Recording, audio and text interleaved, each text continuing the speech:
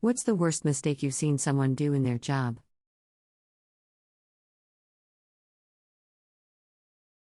Update: the biggest question is where/what company is this? This was over 22 years ago in Asia. I apologize for not remembering the name, but they went under shortly after. Plant manager let the safety guy go because they didn't believe safety was a full-time job and wanted to cut back on company spending, and decided the supervisors could do all the safety audits, training, keep the building up to code. Not even a week later, 2 guys got their arms cut off working on a machine that they weren't trained/certified on, and the back building caught fire due to pallets and cardboard boxes being stacked in the wrong area near the furnace. Working with a tree cutting service in Tampa, I was asked by the boss to ascend a nearby tree and cut some limbs. After seeing how close they were to power lines, I refused. He got really pissed off, yelled at me to clean up the area. Then he sent up Dallas. Dallas put on his climbing spikes, roped up the tree and started cutting. I was worried and kept watching him as I picked up limbs. Sure enough, he leaned back and before I could yell, put his sweaty bare back right against the power lines. A bright blue flash arced across his back and his body jerked away and slammed against the tree trunk. He bounced off and back into the wires. And again. Finally his spikes got dislodged and he fell out of the tree, falling until his safety line snapped taut, leaving him dangling upside down like a broken back doll. I thought he was dead, but a moment later he started moaning, then screaming. "I'm on fire," he yelled. We lowered him to the ground to the sound of sirens approaching. A neighbor had seen what happened and called EMT.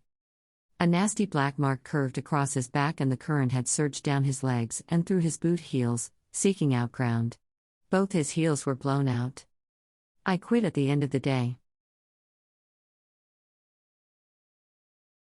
Saw a guy get zapped pretty bad when he stuck a tool in the wrong place on a big dryer at a hotel where I worked.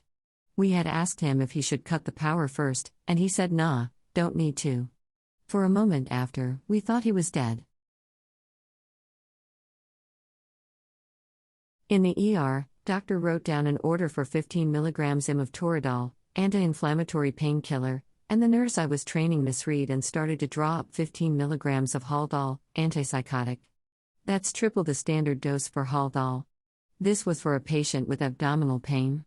The nurse I was training didn't question it at all.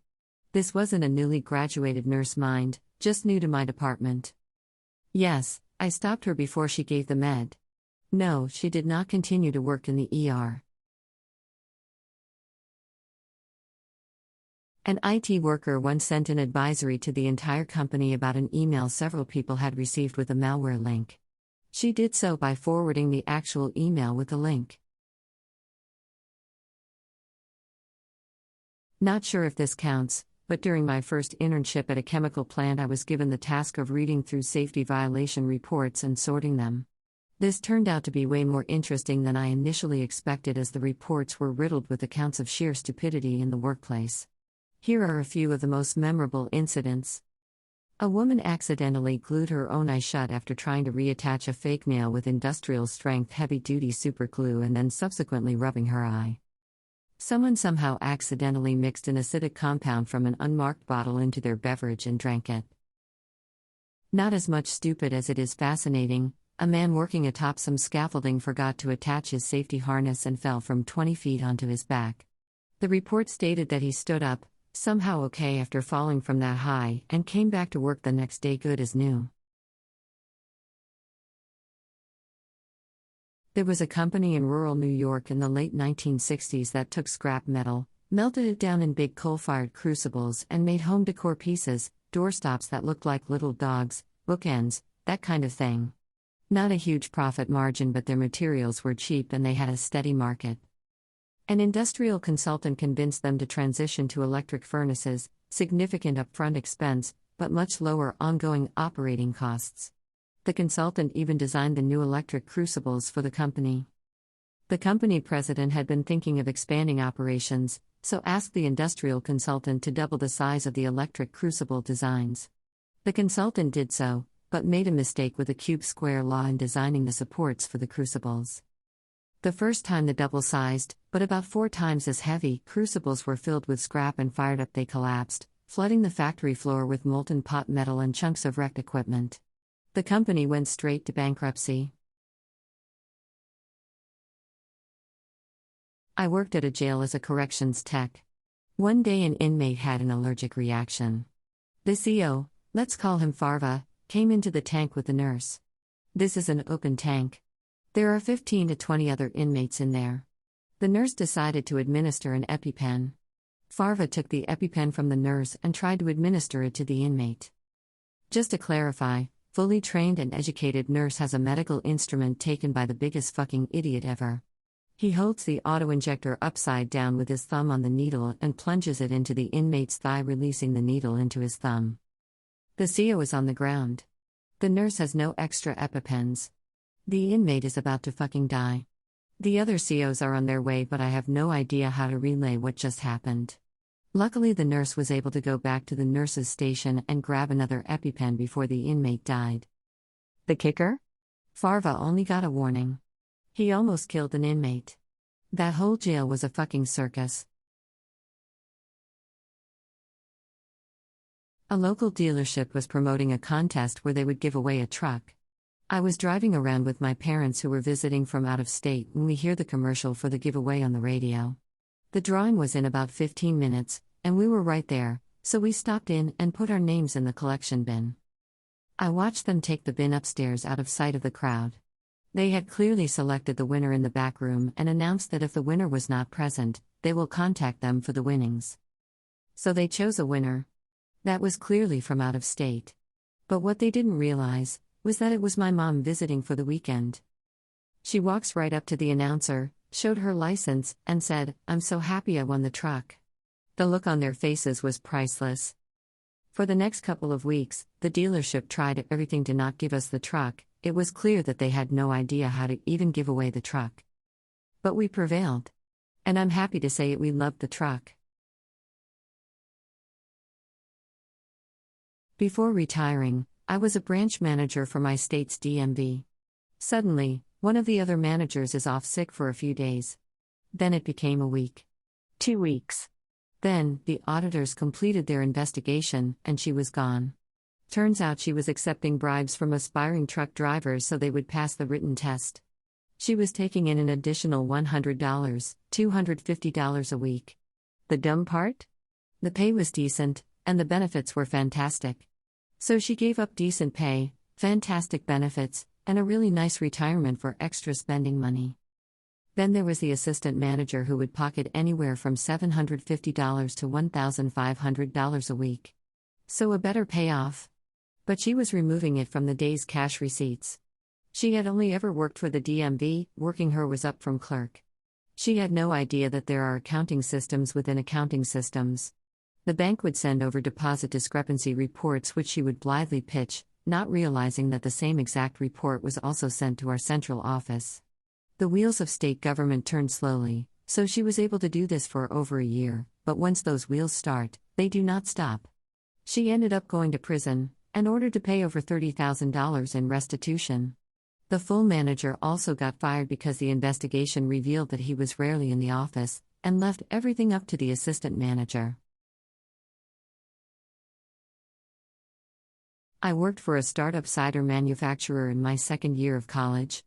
Normally after a day of production we have to sanitize all the metal components in hot caustic wash.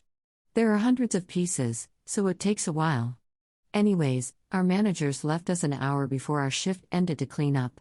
I had to go do some e-commerce end-of-day stuff before leaving, so my co-worker wrapped up the cleanup. On Monday we returned to the warehouse burned down. Apparently he left the caustic heater on all weekend and it caused a chemical fire. Everything was destroyed and it ended up bankrupting the company. He dropped out of his co-op degree after, he wouldn't be able to get recommended for another placement. Newish employee deleted the root directory for the SFTP server. Took the server guys about a day and a half to fully restore it, with all files since the previous night backup lost. Same employee did the exact same thing again a few weeks later. Still had a job when I left, somehow. Taught preschool for 8 years before the pandemic. It's protocol to count the children before moving from one room to another to make sure no one gets left behind. Had a coworker on her phone, didn't count kids, and had left behind a child in the toy closet. Kid was 2 years old and trapped, screaming and crying in a dark toy closet for 20 minutes before a teacher passing by the empty classroom heard her. My coworker didn't even get a slap on the wrist and management never told parents. This same coworker forced her class of 2-year-olds to get dressed themselves for outside play in the winter, so one time a little girl ended up playing outside in the Minnesota snow without boots on for 10 minutes before my coworker noticed. Printed 500 copies of her gas bill on the company printer. The printer only has enough tray capacity for 250 copies, so she had to have reloaded the paper at least once. I had a girl that worked for me that one day had a guy try to pay with a $100 bill. We all knew that we did not take any bill over at $20, but she didn't listen sometimes. This time she took the bill, and when she was cashing out her draw, the smart safe didn't take the $100 bill. I asked if she checked it, and she of course said yes. I looked at the bill and noticed it said movie prop on the bill. She somehow missed it. Dude gave the signal that he was done working on a forge. Then he put his arm in to check something. His robot arm is pretty cool though. Last year, guy died at his house. Daughter calls police for a well-being check. Police show up, dad's dead. Police called medical examiner, but he's old and died of natural causes. No need to bring him in the me. The police call the daughter and tell her to call the funeral home. Funeral home tells officer they're en route to the house. 5 days later. Funeral comes to medical examiner to pick up body. I'm like, guy never came into the building, he was released to the funeral home. Let me go figure out what happened. Several phone calls later, we find out the funeral home forgot to pick up the guy, he was still at the house. Because he was now decomposed, he then turned into a me case. I don't know what happened after that. A girl on the till had a guy come up and buy a $2 pack of gum with a $100 note saying sorry he didn't have anything smaller. She gave him his $98 change and he left. He came back in a few minutes later and said, "Hey, I found a $2 coin in my car, can I have my $100 back?" So she did it. It was a small shop, so it was a tough scam to fall for. She'd also managed to lock herself out of her own car while it was running, but parked in a way that no one could get in or out of the car park. Saw a guy load a bar in a bandsaw in an unsafe way, and the bandsaw blade spun the bar and shot it off across the shop like a railgun. Company director sent his travel plans for a work convention to the communal printer in the staff room. Bet him and the other director would have had a lovely time. 5 hotel, presidential suite in Barcelona for a week sounded nice.